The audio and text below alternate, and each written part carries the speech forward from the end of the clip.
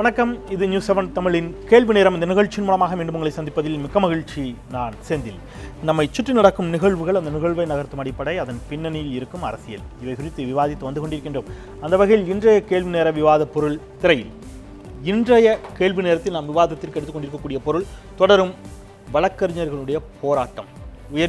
சென்னை உயர்நீதிமன்ற வழக்கறிஞருடைய பல்வேறு கட்ட போராட்டங்களுக்கான காரணிகள் என்ன, அதில் இருக்கக்கூடிய நியாயங்கள் என்ன, அதனால் ஏற்படக்கூடிய பாதிப்புகள் என்ன என்பது குறித்து விரிவாக விவாதிக்க இருக்கின்றோம். 1961ஆம் ஆண்டு வழக்கறிஞர்கள் சட்டப்பிரிவு 34(1) சென்னை உயர்நீதிமன்றம் தனக்குள்ள அதிகாரத்தை பயன்படுத்தி சில திருத்தங்களை கொண்டு வந்திருக்கிறது. இந்த திருத்தங்களுக்கு கடுமையான எதிர்ப்பு வழக்கறிஞர்கள் மத்தியில் நிலவிக் கொண்டிருக்கிறது. பல்வேறு போராட்டங்களையும் அவர்கள் தொடர்ந்து கொண்டிருக்கிறார்கள். இந்த திருத்தங்களை வரவேற்று வரக்கூடிய கருத்துக்களும் ஒரு பக்கம் இருக்கின்றன. இந்த திருத்தங்களை எதிர்க்கக்கூடிய கருத்துக்களும் இரண்டு பக்கமும் வந்திருக்கக்கூடிய நிலையில் இது குறித்தே விரிவாக விவாதிக்க இருக்கின்றோம். அரங்கில் 4 ஆளுமைகள், இது துறை சார்ந்த வல்லுநர்கள் நம்மோடு இணைகிறார்கள். மக்கள் உரிமை பாதுகாப்பு மையத்தின் சார்பில் வழக்கறிஞர் மில்டன் நம்மோடு இணைகிறார். வணக்கம், வரவேற்கிறேன். வழக்கறிஞர் வேல்முருகன் அவர்கள் இணைகிறார். வணக்கம், வரவேற்கிறேன். மற்றும் ஒரு சென்னை உயர்நீதிமன்ற வழக்கறிஞர் திரு ராஜசேகர் இணைகிறார். வணக்கம். ஓய்வு பெற்ற காவல்துறை அதிகாரி, மூத்த காவல்துறை அதிகாரி சித்தண்ணன். 4 என்னுடைய வணக்கம். நான் ராஜசேகர் அவர்களிடமிருந்தே தொடங்கலாம் அப்படின்னு நினைக்கிறேன். அந்த சட்டப்பிரிவில் சில விஷயங்கள் இருக்குது, நான் வாசிக்கிறேன். அதை தாண்டி நீங்கள் எதிர்க்கக்கூடிய விஷயங்கள் அப்படிங்கிறத சொல்லுங்கள். நீதிபதிகளின் பெயரை சொல்லி கட்சிக்காரர்களிடம் பணம் வசூலிக்க கூடாது அப்படின்னா நடவடிக்கை எடுப்போம். உத்தரவு மற்றும் நீதிமன்ற உத்தரவு ஆவணங்களை திருத்துபவர்கள், சேதப்படுத்துபவர்கள் மீது நடவடிக்கை. நீதிபதிகளே அவதூறாக பேசக்கூடியவர்கள் மீது நடவடிக்கை. நீதிமன்ற வளாகத்திற்குள் போராட்டம், ஆர்ப்பாட்டம், ஊர்வலம் போன்ற செயலில் ஈடுபட்டால் நடவடிக்கை. குடிபோதையில் நீதிமன்றங்களில் ஆஜராகி வாதிடுபவர்கள் மீது நடவடிக்கை. இதை எதிர்க்கிறது என்ன லாஜிக், என்ன அடிப்படை? முதலாவதாக நீங்கள் சொன்ன இந்த 5 சட்டங்களும் 1% கூட நியாயமான ஏற்றுக்கொள்ளக்கூடிய சட்டம் கிடையாது. ஏனென்றால் இதை யாரும் இதை செய்தது கிடையாது, செய்வதும் கிடையாது. இது நீதிமன்ற வளாகத்திற்குள் போராட்டமே பண்ணதில்லை வழக்கறிஞர். நீதிமன்ற வளாக பாருங்க, இப்போ பாட்டியாலா ஹவுஸ் கோர்ட்டு டெல்லியில் நீதிமன்ற வளாகத்தான் இப்போ வக்கீல் அவங்க தொழில் செய்யணும். அவங்களுடைய போராட்டங்கள் எல்லாமே நியாயமான முறையில் டெமோக்ராட்டிக்காக தான் இவ்வளோ நாள் நடந்து கொண்டிருக்கிறது. இன்ஃபேக்ட் ஒரு முறை வக்கீல்களை தான் தாக்கினார்கள், நீதிபதிகளை தான் தாக்கினார்கள். அப்போ வழக்கறிஞர்கள் தான் நீதிபதியை காப்பாற்றினார்கள். அது 19/2 அந்த சம்பவம் ஒரு கருப்பு தினமாக சென்னை உயர்நீதிமன்றத்தில் நாங்கள் அதை பார்த்து கொண்டு வருகிறோம், அனைவருக்கும் தெரியும். நீதிபதிகள் தாக்கப்படும் போது அவர்களை காப்பாற்றி அடி வாங்கி ரத்தத்தில் மடிந்தது வழக்கறிஞர்கள். இல்ல அப்படி இருக்கும் ஒரு வழக்கறிஞர் சமுதாயத்தை ஒரு தவறா நாங்க நல்லா தெரிஞ்சுக்கோங்க, நாங்க பார் கவுன்சில் ஆஃப் இந்தியாவோ, தமிழ்நாடு பார் கவுன்சிலோ, நீதிமன்றமோ, நீதிபதியோ எதிரான இந்த போராட்டம் கிடையாது. முதலில் புரிந்து கொள்ள வேண்டியது, எங்களை குடிகாரர்களாகவும் நீதிபதி பெயரை சொல்லி காசு வாங்கிவிட்டால் அப்படின்ற மாதிரி இந்த மாதிரி ஒரு நிமிஷம், குடித்து விட்டு வண்டி ஓட்டக்கூடாதுன்னு ஒரு சட்டம் இருக்கு, ரைட்? இது எனக்கும் பொருந்தும். என்ன குடிகாரன்னு சொல்றியா, நான் போய் சண்டை போட முடியும்? இருங்க ஒரே நிமிஷம், அதுதான் பாருங்க, ஒரு அட்வொகேட்ஸ் ஆக்ட் இருக்குது. காலகாலமா அந்த அட்வொகேட்ஸ் ஆக்ட் வயலேட் பண்ற எல்லா வழக்கறிஞர் மீதும் பார் கவுன்சில் சஸ்பெண்ட் பண்ணிருக்காங்க, டிஸ்மிஸ் பண்ணிருக்காங்க, பனிஷ் பண்ணிருக்காங்க. எல்லா மாநிலத்திலும் பார் கவுன்சில் இருக்குது. இதை சிறப்பாக செயல்பட்டு கொண்டிருக்கிறார்கள்.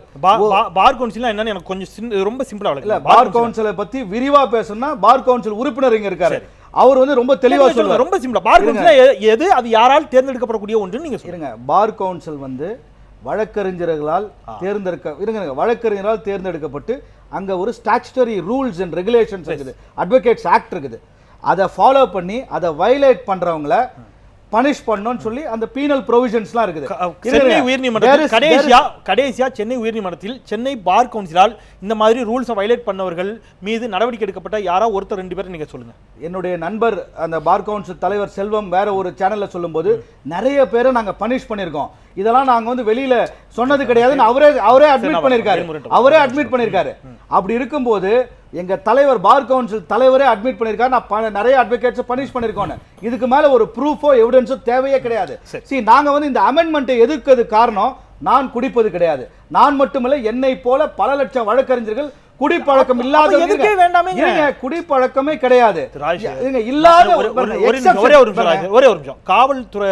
காவல் நிலையங்களில் ஒரு இது எழுதி போட்டிருக்கு வாசகங்கள், லஞ்சம் கொடுப்பதும் தப்பு, வாங்குவதும் தப்புன்னு. காவல்துறை அதிகாரிகள் எங்களை லஞ்சம் வாங்குறேன்னு சொல்றாங்க, போராட்டம். அரசு அலுவலகங்களில் லஞ்சம் கொடுப்பதும் தப்பு ஒரு நிமிஷம் சொல்ல முடியுமா? அன்வாரண்டட் அமெண்ட்மெண்ட்ஸை கொண்டு வந்து வழக்கறிஞர் சமுதாயத்தையே ஒரு குற்றப்படுத்தி ஒரு எக்ஸெப்ஷன்ஸை வச்சு ஒரு சட்டத்தை ஏற்றக்கூடாது. அதாவது அங்க ஒரு சில நபர்கள் செய்யும் தவறை ஒட்டுமொத்த சமுதாயத்தை சேர்ந்த வழக்கறிஞர்கள் தவறு செய்தார்கள் என்று ஒட்டுமொத்த சட்டமுமே இந்த விதிவிலக்குகளுக்காகத்தான் இருக்கின்றன.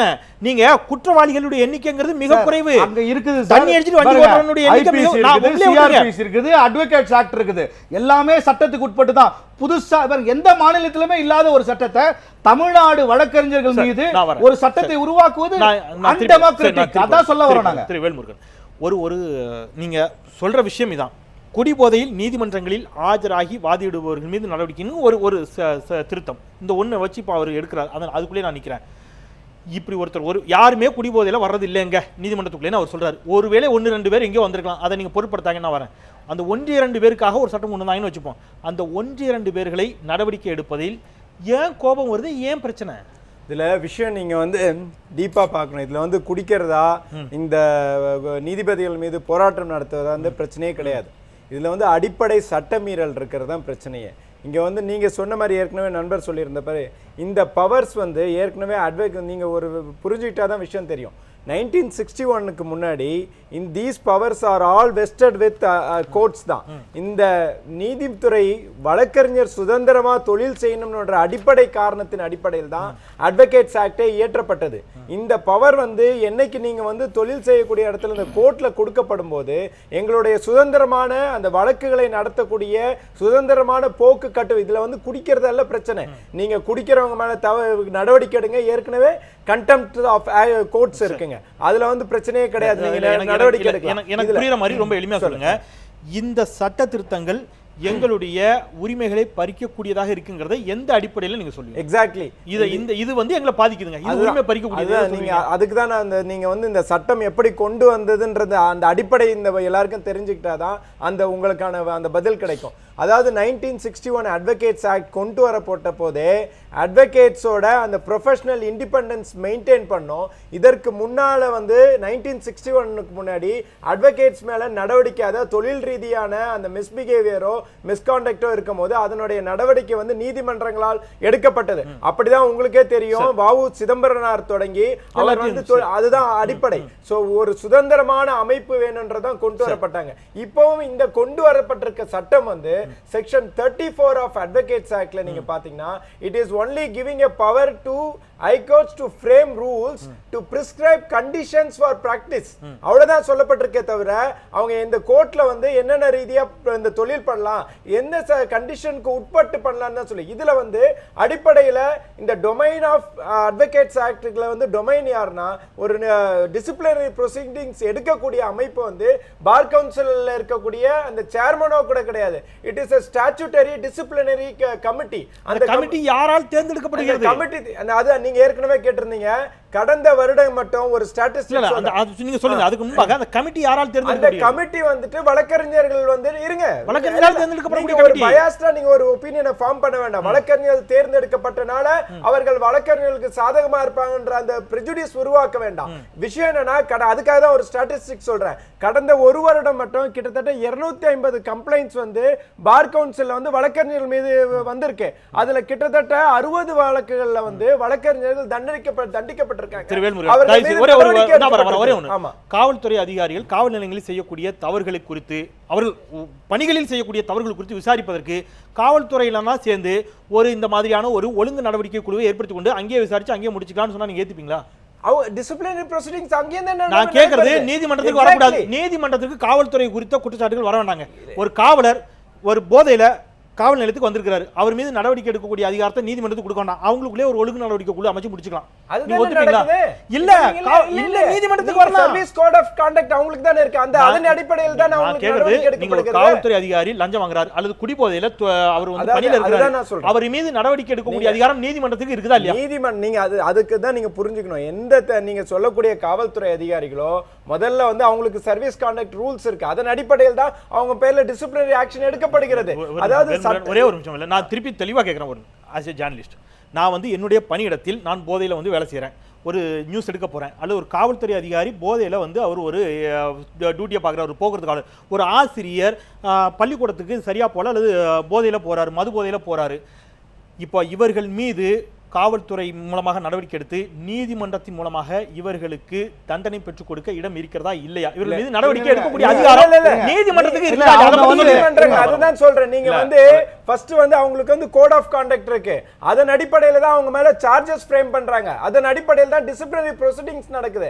அதற்கு பிறகு தான் அதை சேலஞ்ச் பண்ணி தான் கோர்ட்டுக்கு போறாங்க. என்ஃபோர்சிங் ஏஜென்சி சொல்ற என்ஃபோர்சிங் ஏஜென்சின்றது வேற, அங்க இருக்கக்கூடிய டிசிப்ளினரி ப்ரொசீடிங்ஸ்ன்றது வேற. இதுல வந்து நீங்க வந்து தமிழ்நாடு சபார்டினேட் சர்வீஸ் ரூல்ஸ் இருக்கு. நீங்க சொல்ற விஷயம் அது டீச்சரா இருந்தாலும் எல்லாருக்கும் இருக்கு. நான் திருப்பி நான் இல்ல மாவட்ட கல்வி அதிகாரி விசாரிக்கலாம் இல்ல, நான் கேக்குறது அதை விசாரித்து அவர்கள் மீது நடவடிக்கை கூடிய அதிகாரம் நீதிமன்றத்துக்கு உண்டா இல்லையான்னு. நீதிமன்றங்கள் சட்டத்தை இயற்ற முடியாது.